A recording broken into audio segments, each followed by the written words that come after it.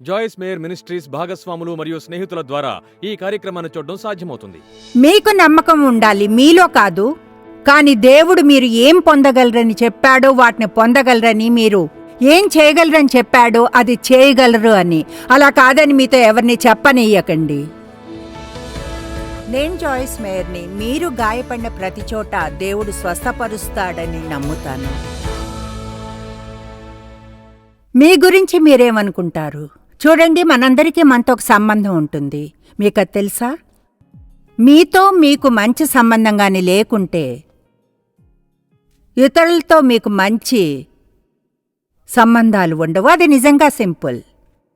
దాన్ని బ్రేక్ చేసినప్పుడు మీ వద్ద లేని దాన్ని ఎవరికైనా ఇవ్వలేరు. కాబట్టి ప్రజల్ని ప్రేమించడానికి ఎన్నో ఏళ్లు ప్రయత్నించాను. చర్చిలో వింటున్నందున ఒకరినొకరు ప్రేమించుకోవాలి, ఒకరినొకరు అలా చేయడం కష్టంగా ఉండేది. అప్పుడు నన్ను నేను ప్రేమించుకున్నంత వరకు ఇతరులను ప్రేమించలేనని దేవుడు చెప్పాడు. కాబట్టి మిమ్మల్ని మీరు దేనికైనా గతంలోని వాటికై ఒకవేళ నిందించుకుంటూ ఉంటే దాన్ని మరచిపోయి వదిలేయండి. ఎందుకంటే మన పాపాల విషయంలో దేవుడు అదే చేశాడు. మీకు మీరు హెల్ప్ చేసుకోవడం లేదు.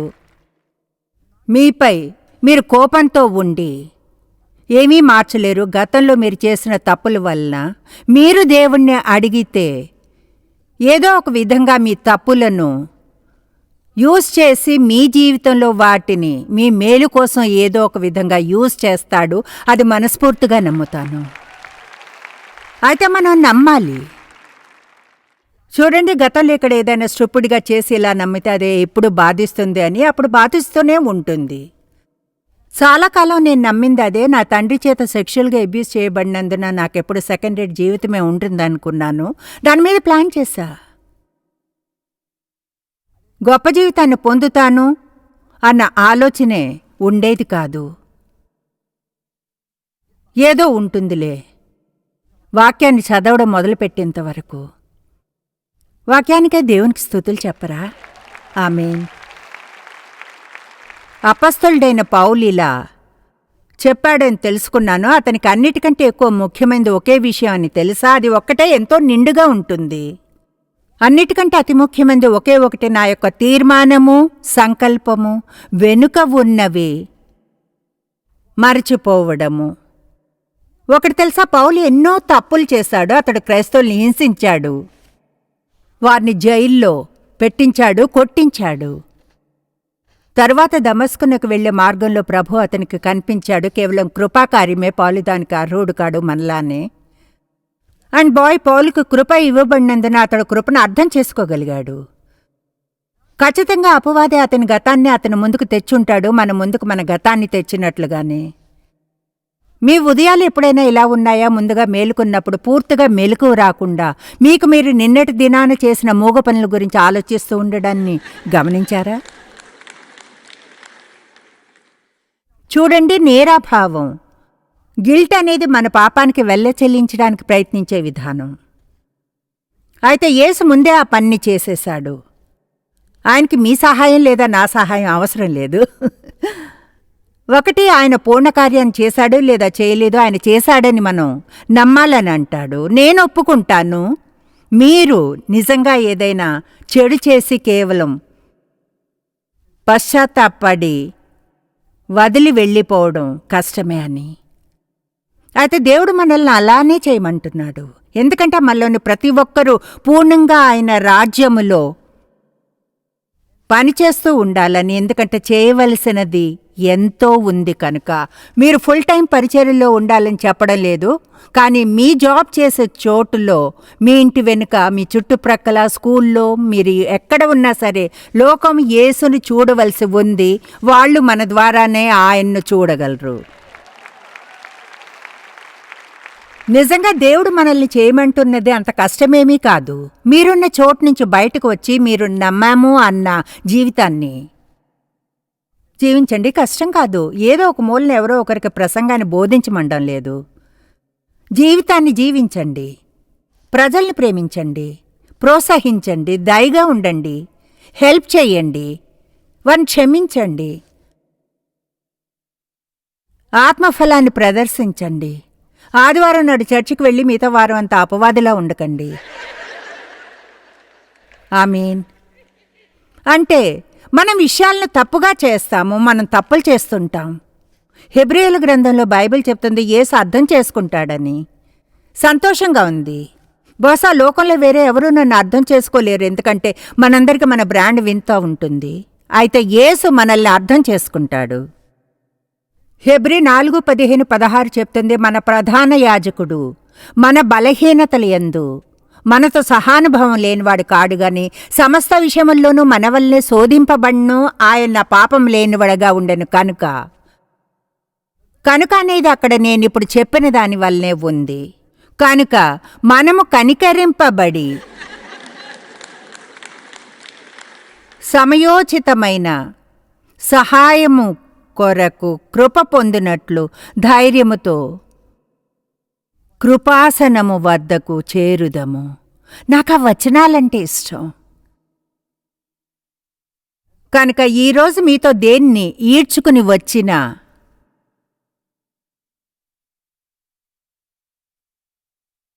కమాన్, చాలా త్వరగా అని తెలుసు, కానీ కొంచెం హెల్ప్ చేయగలరు. మీరు దేన్ని ఈడ్చుకుని వచ్చినా కనీసం, అంటే నేను ఇక్కడికి వచ్చినందుకైనా కనీసం దాన్ని పడవేసి నాకు కొంచెం సహాయం చేయండి.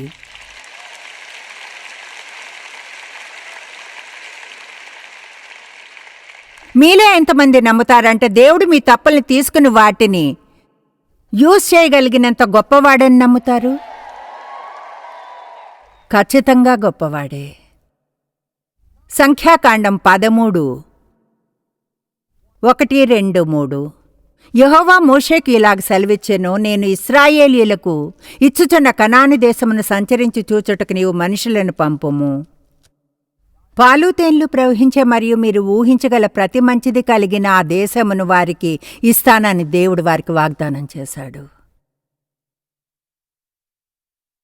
వచనం చెప్తుంది, వారి పితరుల గోత్రంలో ఒక్కొక్క దాని నుండి ఒక్కొక్క మనిషిని మీరు పంపవలను, వాళ్ళు ప్రతివాడు ప్రధానుడై ఉండవలన. అంటే ఆయన చెప్పాడు, ప్రతి గోత్రంలో నుండి ఒక్కొక్క ప్రధానుడను ఆ దేశమునకు పంపవలను. నేను వాగ్దానం చేసింది సత్యమో కాదో తెలుసుకుంటకు. ఇప్పుడు కరెక్ట్గా మాటలు అవి కావు, అయితే అది వారు చేస్తున్న దాని సారాంశం. మోషే యెహోవా మాట విని పారాను అరణ్యము నుండి వారిని పంపెను. వారందరూ ఇశ్రాయేలీల్లో ముఖ్యులు, వాళ్ళ ప్రధానులు అన్న విషయాన్ని చెబుతూనే ఉన్నాడు. మీకు తెలుసా, మంచి నాయకత్వం అయితే ప్రజలు అనుసరిస్తారని.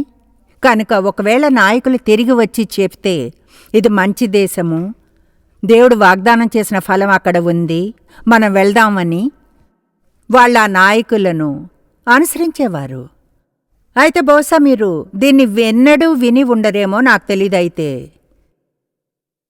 దేశాన్ని సొంతం చేసుకోండి. దేశాన్ని సొంతం చేసుకోమంటే ఏమిటి? దాని అర్థం మీరు తిన్నగా వెళ్ళి దాన్ని తీసుకోమని కాదు. ఒరిజినల్ భాషలో మీరు ఆ పదాన్ని స్టడీ చేస్తే దేశాన్ని సొంతం చేసుకోమని అంటే దాని అర్థం ఆ దేశంలో ఉన్న ప్రజలను ముందుగా డిస్పోజ్ చేయాలి అని. కనుక దేవుడు మీకు వాగ్దానం చేసినవి ఎన్నో ఉన్నాయి, ఆయన వాక్యంలో చెప్పినవి లేదా మీ మాటల్లో. అయితే కొన్ని అపవాదాలను మీరు తరిమివేయాలి.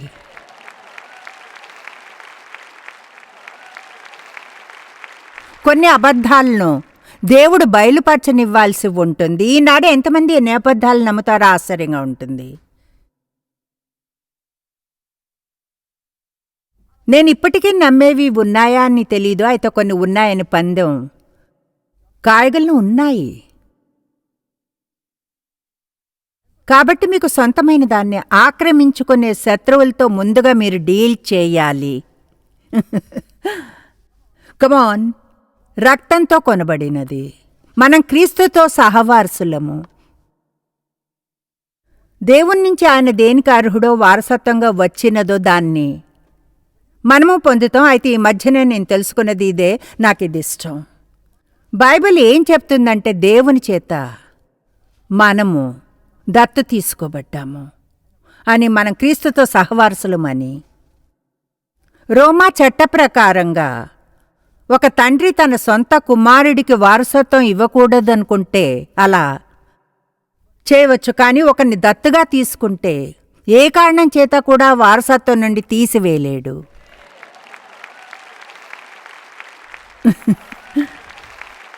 బైబిల్లో ఎన్నో మంచి విషయాలున్నాయి. 45 ఏళ్ల నుండి వాక్యాన్ని స్టడీ చేస్తున్నా కేవలం 2-3 వారాల్లో నాకు తెలియని 3-4 విషయాలు తెలుసుకున్నాను. నేను ఎలా అంటే, మనం దత్తు తీసుకోబడ్డాం కనుక మన నుంచి ఆ వారసత్వాన్ని ఎవరూ తీసుకోలేరు. అది మనది. అది మనం చేసిన దాని వలన కాదు, యేసు మన కోసం చేసిన దాని వల్లనే అది మనది. ఆమేన్. అయితే మీరు దాన్ని నమ్మాలి, మీరు ధైర్యంగా ఉండాలి. తప్పులు చేసి ఉన్నా దాన్ని దావా చేసి ఇలా అనడానికి, అది నాది అపవాది, దాన్ని నా నుంచి తీసుకోలేవు, ఎందుకంటే నా పాపములు క్షమించబడి పూర్తిగా కడిగివేయబడ్డాయి. సరే, దేవుడు వారికి వాగ్దానాలను చేశాడా? అయితే మనలానే ఒకలా వాళ్ళు నమ్మారు, కానీ ఖచ్చితంగా అనుకోను. అందుకే దేవుడు చెప్పాడు, ప్రతి గోత్రం నుంచి ఒక నాయకుడిని ఎన్నుకుని నేను చెప్పింది నిజమా కాదా అని ఆ దేశమునకు వేగులను పంపము అని. తర్వాత 23 నుంచి 33 వరకు సంఖ్యాకాండం 13 చెప్తుంది. వారు ఎష్కోలు లోయలోనికి వచ్చి అక్కడ ఒక కొమ్మను కోసిరి. ఒక కొమ్మను, గెలగల ద్రాక్ష చెట్టు కొమ్మను. తెలుసా, ఒక స్టోర్కి వెళ్ళి ఒక చిన్న ద్రాక్ష గుత్తిని ఎలా కొంటారో? మా హోటల్ రూమ్లో ద్రాక్ష పళ్ళు పెట్టారు. అవి ఎలా ఉన్నాయంటే తెలుసా, ఒక చిన్న గుత్తి వాటిలోంది దానిలో ఉంది. అక్కడ దాదాపు 3 గుత్తులున్నాయి. ఒకదాన్ని తీసి అరచేతిలో పెట్టుకోగలిగాను. ఈ ఒక్క ద్రాక్ష గుత్తిని వాళ్ళు ఒక దండెతో 2 మనుషులు మోసుకుని వెళ్లారు. దేవుడు వారికి వాగ్దానం చేసిన భూమి అంత ఫలవంతంగా ఉంది. బహుశా మనలో చాలామంది ఒక చిన్న గుత్తిని మోసుకుని తిరుగుతున్నాం. కమాన్, దేవుడు మనకు ఇవ్వాలనుకున్న ఆ గుత్తిని మోయడానికి మనకు కొంతమంది సహాయం కావాల్సి వచ్చినప్పుడు, దేవుడు మన కోసం చేయాలనుకున్నది ఇంకెంతో ఉంది. మన ద్వారా మనం దాన్ని ఊహించలేము కూడా. అయితే దాన్ని మీరు నమ్మాలి. అంటే మీరు నమ్ముతున్నప్పుడే దాన్ని పొందారు అని. 45 ఏళ్ల తర్వాత ఇప్పటికీ దాన్ని నేర్చుకుంటున్నా. నేనింకా మరింత విశ్వాసంలోనికి వస్తున్నాను, లేదా నా విశ్వాసం మరింతగా బలపడుతుంది. ఎందుకంటే ఎంతగా దేవుని చూస్తే అంత ఈజీ అవుతుంది ఆయన మీకోసం వేరేవన్నీ చేస్తాడని. అందుకనే వాక్యం చెప్తుంది, మనం మన కోసం దేవుడు సమస్తమును గతంలో చేశాడని గుర్తుంచుకోండి అని. సరే, వాళ్ళు లోపలికి వెళ్ళారు. అక్కడ వేగు చూశారు. అది అంటే ఇక్కడ ఒక ద్రాక్ష గెల ఉంది. ఇది బహుశా మంచి స్థలమే. అయితే అక్కడ శత్రువులున్నారు.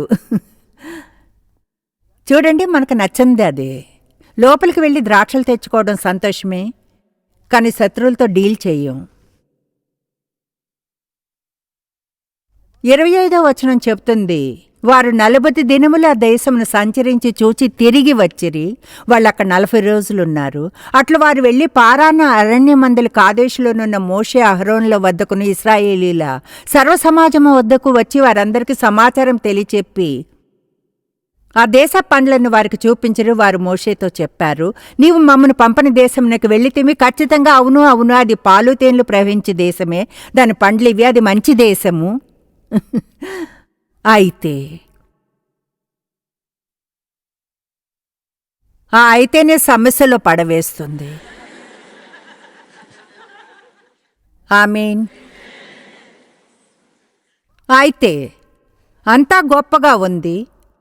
అవునా, అది నీవు చెప్పినట్లే ఉంది. అయితే ఆ దేశంలో నివసించే జనులు బలవంతులు, వారి పట్టణములు ప్రాకారము గలవి, అవి మిక్కిలి గొప్పవి. మేము అక్కడ అనాకీయులను చూచితిమి, వాళ్ళు బలంగా ఉన్నారు. చూడండి, దేశంలో ఎప్పుడూ బలవంతులు ఉంటారు. ఎల్లప్పుడూ అది మనకంటే పెద్దగా ఉన్నట్లు కనిపిస్తుంది. మనకంటే అది పెద్దగా ఉండవచ్చు, అయితే మన దేవుని కంటే పెద్దగా ఉండదు. ఆమేన్. లోకంలో ఉన్నవాని కంటే నాలో ఉన్నవాడు గొప్పవాడు. వాళ్ళు బలవంతులు, ధైర్యవంతులు. అమాలేకీయులు దక్షిణ దేశంలో నివసించుచున్నారు. ఇత్తీయులు, యెబూసీయులు, అమోరీయులు కొండ దేశంలో నివసించుచున్నారు. కనానీయులు సముద్రం వద్దనో యోర్దాను నది ప్రాంతముల్లోనూ నివసించుచున్నారు. కాలేబు మోషే ఎదుట జనుల్ని నిమ్మళ్ళపరచమనము, వెంటనే వెళ్ళి దాన్ని స్వాధీనపరచుకుందాం అన్నాడు. చూడండి, కొన్నిసార్లు ఒక విషయాన్ని సీరియస్గా తీసుకుంటాం.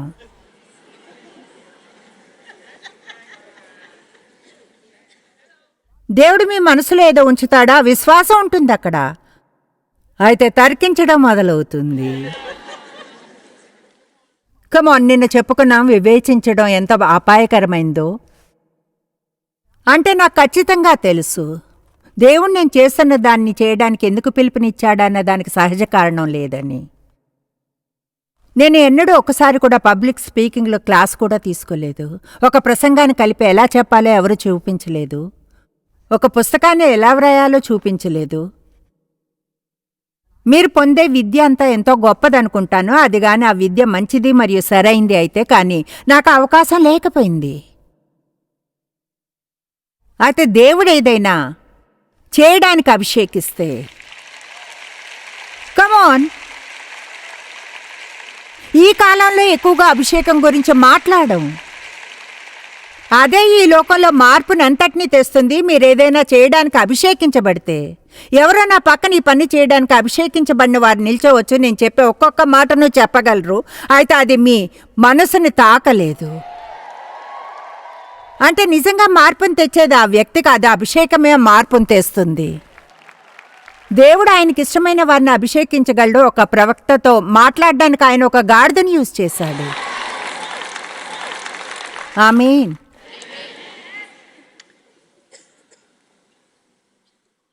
కాబట్టి అవును, ఆ దేశంలో బలవంతులున్నారు. బహుశా కొంతమంది మీకు సొంతమైన దాన్ని ఆక్రమించుకుని ఉన్నారు. అయితే కాలేబు చెప్పాడు, మనం వెంటనే వెళ్దాం. వెయిట్ చేయవద్దు, దీని గురించి ఆలోచించవద్దు, విశదీకరించవద్దు, బలవంతుల గురించి మాట్లాడవద్దు, వెళ్ళి స్వాధీనపరుచుకుందాం. మీకు కొంచెం ధైర్యం వస్తుంది. అపవాది మిమ్మల్ని చూసి భయపడతారు, మీరు భయపడరు. తర్వాత ఇలా అన్నాడు, దాన్ని జయించుటకు మన శక్తి చాలును అన్నాం. అయితే అతనితో పోయినవారు మరొక అయితే. కొన్నిసార్లు మీరు ఏదైనా చేయగలమని నమ్మడానికి విశ్వాసాన్ని పొందిన మీకెంతో సన్నిహితమైన బెస్ట్ ఫ్రెండ్స్ దానికి దూరం అయ్యేలా మాట్లాడతారు. మీ స్వప్నాలను గురించి ఎక్కువ మందికి చెప్పే విషయంలో జాగ్రత్తగా ఉండాలి. ఎందుకో తెలుసా, దేవుడు మీకు చెప్పాడు, ఆయన వారికి చెప్పలేదు. మీతో చెప్పాడు కనుక మీరు అది నమ్మగలరు, అదెంత క్రేజీగా అనిపించినా సరే. అంటే దేవుడు నాకు చెప్పినట్లు అనిపించింది, నువ్వు ప్రపంచం అంతటా వెళ్ళి సువార్తను బోధిస్తావు. ఎంతో బుద్ధిహీనంగా అనిపించింది. అయినా నమ్మాను. కానీ ఇతరులకు చెప్పినప్పుడు ఏమన్నారో తెలుసా, ఓ దీనికోసం తప్పైన పర్సనాలిటీని ఎంచుకున్నాడు. ఎవరో అన్నారు, నువ్వు ప్రపంచం అంతటా వెళ్ళి సువార్తను బోధిస్తావా? అవును, వెళ్తానా అన్నా. ఎంతో ఉత్సాహంగా ఉంది. అయితే చూడండి, దేవుడు ఏదైనా చేయమని చెప్తే దాంతోపాటు విశ్వాసపు వరాన్నిస్తాడు. నెటాలి, నేను ఇక్కడ నీ పెద్ద అందమైన బస్సుని చూసా అనుకున్నా. నేను గాని ప్రపంచం అంతటా బస్సులో ట్రావెల్ చేయవలసి వస్తే. అయితే చూడండి, మీరు చేయవలసింది చేయడానికి కావాల్సిన కృపని దేవుడు ఇస్తాడు. నేను చేయవలసిన దానికి కృపని నాకు ఇస్తాడు. కనుక మన గురించి డంబాలు పలకడం మానాలి, ఎందుకంటే ఆయన లేకుండా మనమేమీ చేయలేము. ఆమేన్. అయితే దేవుడు దేనికైనా పిలుపునిచ్చినప్పుడు దాంతోపాటు విశ్వాసపు వరాన్ని కూడా ఇస్తాడు. అయితే దేవుడు చెప్పని వారితో మీరు ఆ విషయాన్ని షేర్ చేసినప్పుడు వారికి ఆ విశ్వాసపు వరం ఉండదు. అందుకే వాళ్ళు దాన్ని సహజంగా చూస్తారు. కానీ దేవుడు 1 కొరింథీ 1 చెప్తుంది ఏమనంటే, ఏ శరీరియు దేవుని ఎదుట అతిశయింపకుండునట్లు జ్ఞానులను సిగ్గుపరచుటకు లోకములో నుండు వెర్రివారిని దేవుడు ఏర్పరచుకొని ఉన్నాడు. దేవుడు ఎన్నడూ అది ఆయనే కాని దేవుడు ఎన్నడూ అది ఆయనే కాని వారు కాదు అని చూపించడానికే యూజ్ చేయడని షూర్గా తెలిసిన వారినే దేవుడు యూజ్ చేస్తాడు. ఆమేన్. అందుకే కాలేబు చెప్పాడు, మనం చేయగలం, విశ్వాసంతో నిండి ఉన్నాడు. వాళ్ళన్నారు అవును. అయితే అతనితో కూడా పోయిన వారన్నారు, మనం కనాన్లో ఉన్న ప్రజల మీదకు పోజాలం, ఎందుకంటే ఆ జనులు మనకంటే బలవంతులు అన్రి. చూడండి, వాళ్ళు దేవునికి బదులుగా తమను తాము చూసుకుంటున్నారు. మీరేదైనా చేయాలనుకుంటే దేవుని మీద దృష్టి నుంచండి, ఎందుకంటే చెప్పగలని మీరుగా దాన్ని చేయలేరు. 32వ వచనం నాకిష్టం. మరియు వారు ఇశ్రాయేలీలతో చెడ్డ సమాచారం చెప్పి, అయితే ప్రతికూలత దేవునికి చెడు అవుతుంది, ఎందుకంటే ఆయన పిలుపునిచ్చి చేయమన్న దానికి అది దూరంగా ఉంచుతుంది కనుక. మరియు వారు తాము సంచరించి చూచిన దేశమును గూర్చి ఇశ్రాయేలుతో చెడ్డ సమాచారం చెప్పి, మేము సంచరించి చూచిన దేశము తన నివాసులను భక్షించే దేశము, దానిలో మాకు కనబడిన జనులందరూ ఉన్నత దేహులు, వాళ్ళు బలవంతులు. అయితే 33వ వచనాన్ని వినండి. అక్కడ నెఫ్లీయులను చూచితిమి, బలవంతులను, నెఫీలియల సంబంధులైన అనాకు వంశపు నెఫీలియలను చూచితిమి. వెంటనే ఇక్కడ ఈ తర్వాత వచనం, తర్వాత వాక్యమే సమస్య. మా దృష్టికి మేము మిడతల వల్లే ఉంటిమి, వారి దృష్టికి నీ అట్లే ఉంటిమనిరి.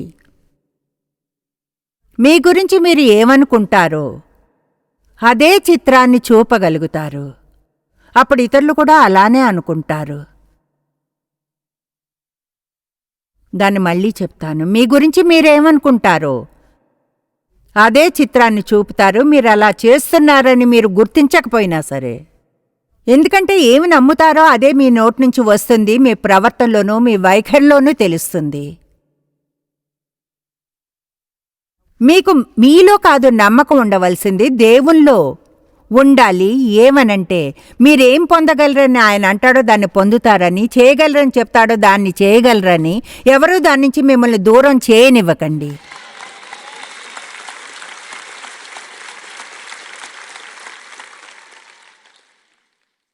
మీ స్వయం చిత్రం అనేది మీరుగా మీ హృదయంలో మోసుకుని వెళ్లే చిత్రం లాంటిది. చాలామంది మీకు గాని పిల్లలుంటే, నేను ఇలా అంటే మీ వద్ద మీ పిల్లల ఫోటో ఉందా, ఫోన్ని విప్ చేస్తారు. మేము మా పర్సులో ఫొటోస్ పెట్టుకునేవాళ్ళం, ఇప్పుడు ఫోన్లో తీస్తాం. ఓ మనకెంత ఫొటోస్ చూపించడానికి ఉత్సాహపడతారు.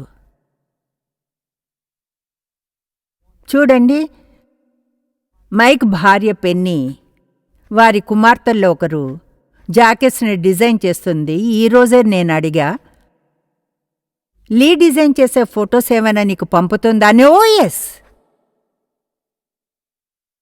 ఆమె డ్రెస్సులు కూడా చేస్తుంది, మీరు చూస్తారా?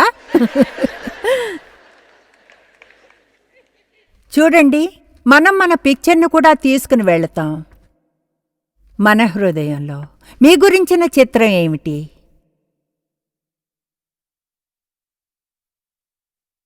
నిజాయితీగా అది మీరు ఎన్నడూ దాని గురించి ఊహించనిదేదో.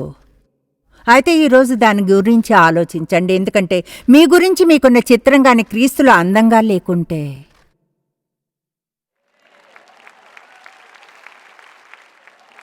గుర్తుంచుకోండి, క్రీస్తులో అన్నాను. మిమ్మల్ని మీరు సహజంగా చూసుకోమనడం లేదు, మిమ్మల్ని మీరు క్రీస్తులో చూసుకోమంటున్నాను. దేవుడు మనకు వాగ్దానం చేసిన అందమైనవి ఎన్నో ఉన్నాయి. వాగ్దత్త భూమి. చూడండి, మనలో ఎవరైతే వాగ్దత్త భూమికి చేరుకున్నారో అదే ఈజీ ట్రిప్ కాదు, అది తెలుసుకోండి. మీరు గాని మధ్యలో చిక్కుకుపోయి 40-50 ఏళ్ళు చుట్టూ తిరుగుతూనే ఉన్నారేమో, చివరికి ఇలా అనగలుగుతారు, నేను వాగ్దత్త భూమిలో నివసిస్తున్నా. వెనక్కి తిరిగి చూచి అందరికీ చెప్పగలరు, అదే నిజం.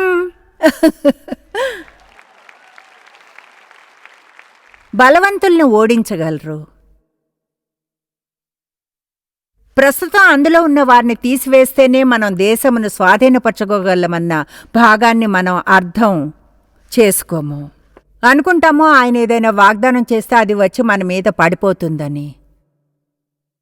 నేనెప్పుడూ చెప్తాను, మనం దేవునితో భాగస్వాములమని. ఆయన అంతా చేసేయడు, ఆయన వంతును ఆయన చేస్తాడు, మన వంతును మనం చేయడానికి కృపనిస్తాడు.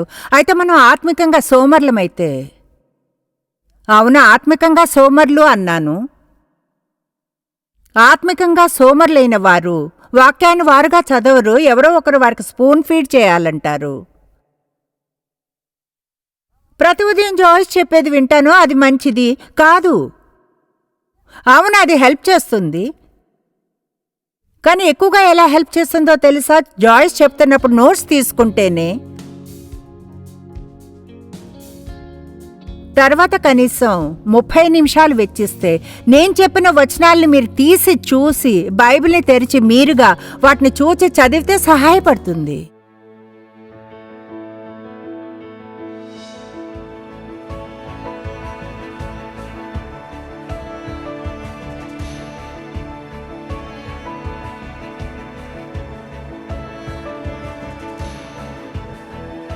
జాయిస్ మేయర్ మినిస్ట్రీస్ భాగస్వాములు మరియు స్నేహితుల ద్వారా ఈ కార్యక్రమాన్ని చూడడం సాధ్యమవుతుంది.